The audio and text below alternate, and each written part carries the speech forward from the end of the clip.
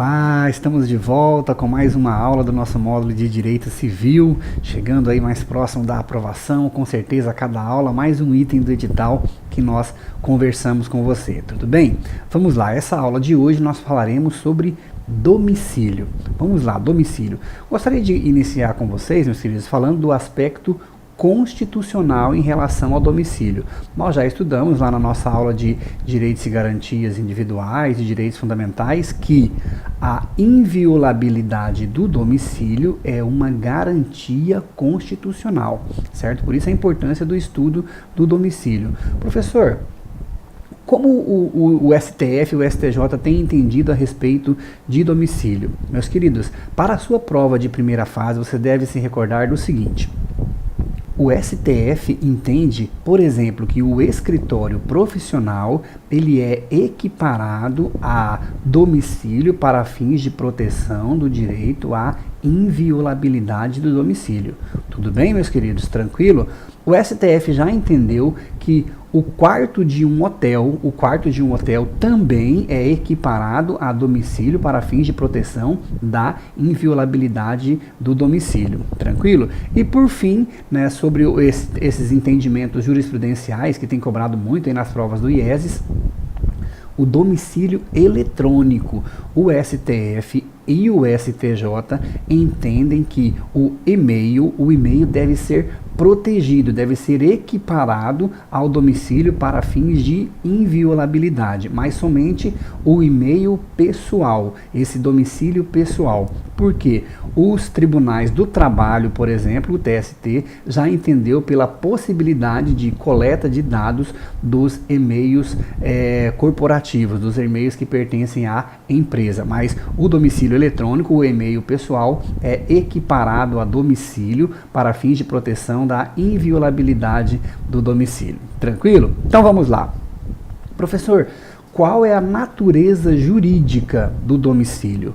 O domicílio, ele é um ato jurídico em sentido estrito.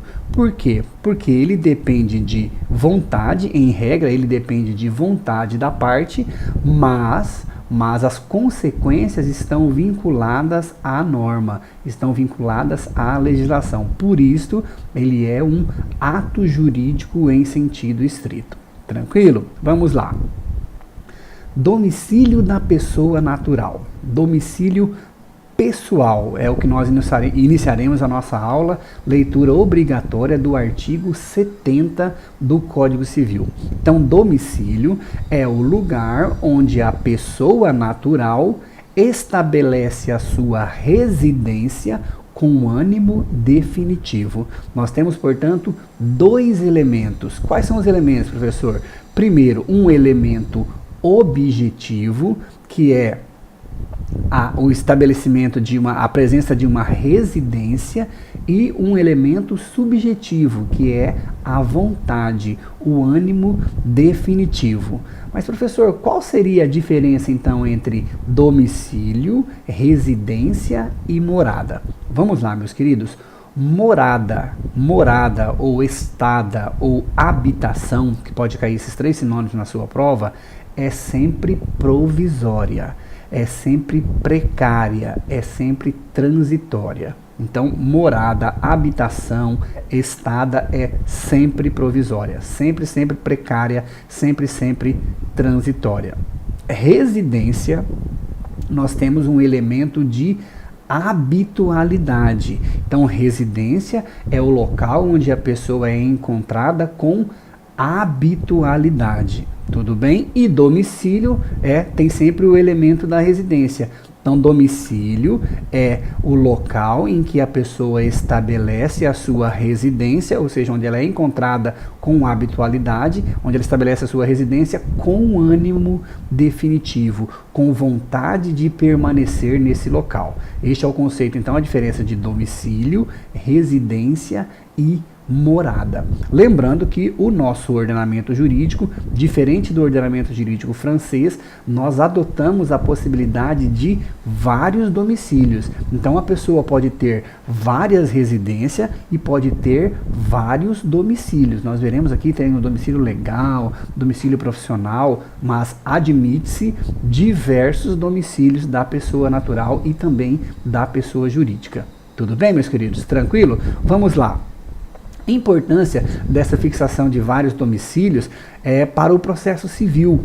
No processo civil, né, nós teremos uma aula específica sobre competência do processo civil, mas havendo pluralidade de domicílio, o réu pode ser demandado no foro de qualquer desses domicílios. Então, tranquilo? Tudo bem? Beleza. E, professor, como lembrando do princípio da perpetuação da jurisdição, que a modificação do domicílio após o ajuizamento da demanda não modifica a competência estabelecida. A competência ela é estabelecida no ajuizamento da demanda. Princípio da perpetuatio jurisdictione, ou da perpetuação da jurisdição. Tranquilo? Domicílio profissional. Meus queridos, domicílio profissional é o local onde a pessoa exerce as suas relações concernentes à sua profissão. Este é o domicílio profissional, local onde a pessoa exerce as relações concernentes à sua profissão. Tudo bem? Tranquilo? Professor, há alguma hierarquia entre esses diversos tipos de profissão, de domicílio, domicílio profissional, domicílio voluntário? Não há hierarquia. O nosso ordenamento jurídico não estabelece nenhuma hierarquia entre o domicílio voluntário, o domicílio legal ou o domicílio profissional. Tranquilo? Professor, e o domicílio daquelas pessoas que não possuem residência? Né? A doutrina sempre nos dá exemplo dos profissionais de circo. Os profissionais de circo não possuem, não podem ser encontrados com habitualidade em nenhum local. Né? Os caixeiros viajantes que nós tínhamos antigamente aqui no interior, no interior. Onde é o domicílio dessa pessoa, professor? A legislação estabelece que essas pessoas possuem seu domicílio no local onde for encontrado. Então, o local onde for encontrado é o domicílio desta pessoa que não possui residência, ou seja, que não pode ser encontrada com habitualidade em nenhum local. Tudo bem? Domicílio da pessoa jurídica. Professor, qual é o domicílio da pessoa jurídica? Primeiro, nós devemos diferenciar da pessoa jurídica de direito privado, que nós já estudamos, e da pessoa jurídica de direito público, que nós também já estudamos. Então, vamos lá. Domicílio da pessoa jurídica de direito privado é a sua sede, é o local onde funcionar a diretoria ou a administração desta pessoa jurídica. E como eu sei disso, professor? No estatuto, no contrato social. Então, no estatuto, no contrato social, nós temos a indicação da sede da pessoa jurídica, o local onde esta pessoa jurídica, onde funciona a sua diretoria ou a sua administração. Tudo bem? E se não houver previsão no estatuto, professor? Não havendo provisão no estatuto, será o local onde funciona a administração ou a sua diretoria. Tudo bem? Tranquilo? Professor, e se esta administração ou essa diretoria tem sede no estrangeiro? Neste caso, o domicílio da pessoa jurídica de direito privado é o local do estabelecimento no Brasil. Local do estabelecimento. Tudo bem? Professor, há possibilidade da pessoa jurídica ter vários domicílios também, sem nenhum problema. Entretanto, o STF entende que a pessoa jurídica que possui diversos domicílios, ela deve ser demandada no local do estabelecimento que praticou o ato. Então, por exemplo, se uma pessoa jurídica tem sede no Rio de Janeiro, tem sede em São Paulo, tem sede em Recife, essa pessoa jurídica deve ser demandada no local em que praticou o ato. Aquele estabelecimento que praticou o ato é o local para fins de processo civil. Tudo bem, meus queridos? Professor, e a pessoa jurídica de direito público? Muita atenção, já vi muita gente errar isso em prova e é algo muito simples. O domicílio da União é o Distrito Federal. Meus queridos, não é Brasília. Né? Eu já vi muitas provas do IES já perguntaram isso aí e podem perguntar novamente porque as pessoas erram com muita facilidade. Domicílio da União é o Distrito Federal. Domicílio dos estados é a capital do estado. E o domicílio dos municípios é a sede da administração municipal. Tudo bem? E as demais pessoas jurídicas de direito público, professor? O local onde funcionar as suas diretorias ou a sua administração. Esta é a regra para as demais pessoas jurídicas de direito público. Tudo bem?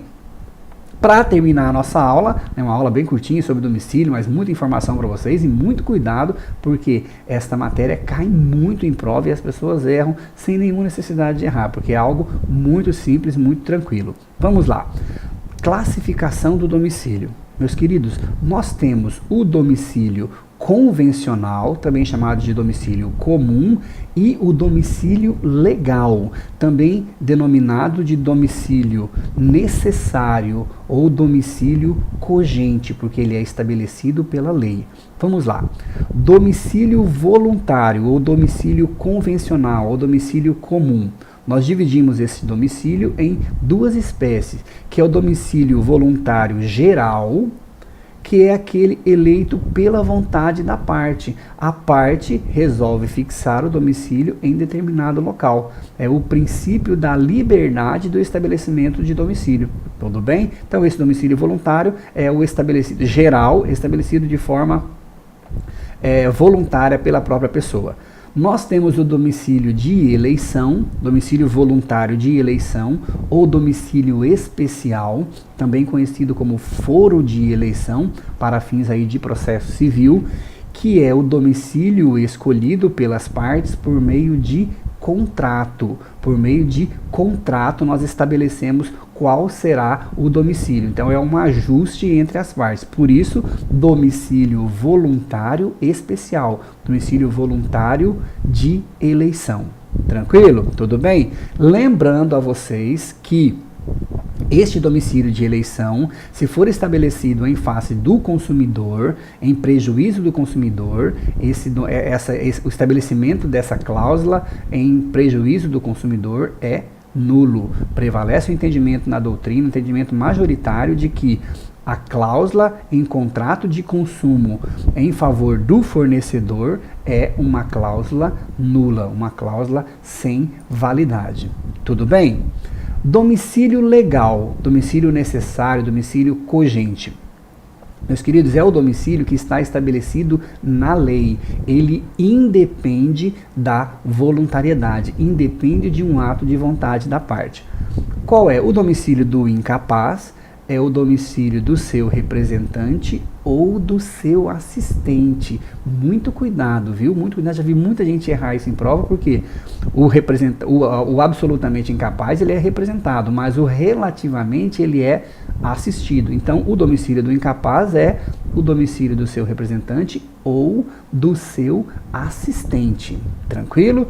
O domicílio do servidor público é o lugar em que ele exerce, guardem essa palavra, permanentemente as suas funções.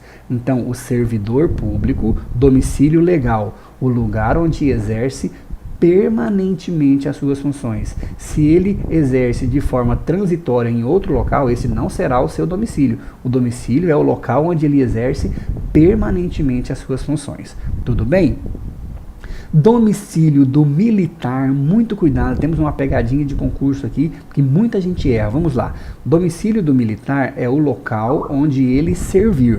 Então, o local onde servir é o domicílio do militar. Mas o domicílio do militar da Marinha e da Aeronáutica é a sede do comando em que ele se encontrar imediatamente subordinado, somente para a Marinha e para a Aeronáutica. Professor, e o Exército? O Exército é a regra geral, é o local onde ele servir.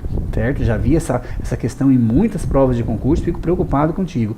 Marinha e Aeronáutica é a sede do comando onde se encontrar imediatamente subordinado. Agora, Exército é o local onde o militar está servindo. Tudo bem? Por último, o domicílio do preso é o lugar onde ele cumpre a sentença. Não é o lugar da condenação, do juízo de condenação. É o lugar onde ele cumpre a sentença.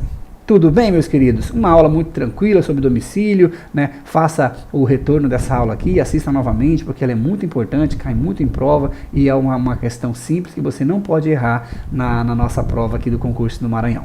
Tudo bem, meus queridos? Até daqui a pouquinho na nossa próxima aula. Vamos lá!